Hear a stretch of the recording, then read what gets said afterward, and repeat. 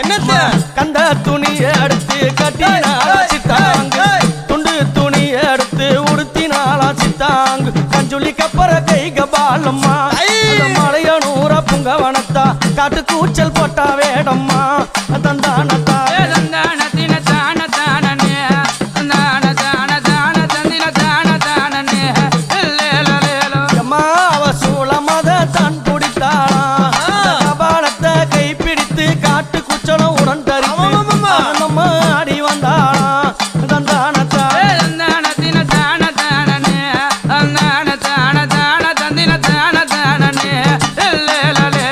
அன்னை கையில் இருக்குதே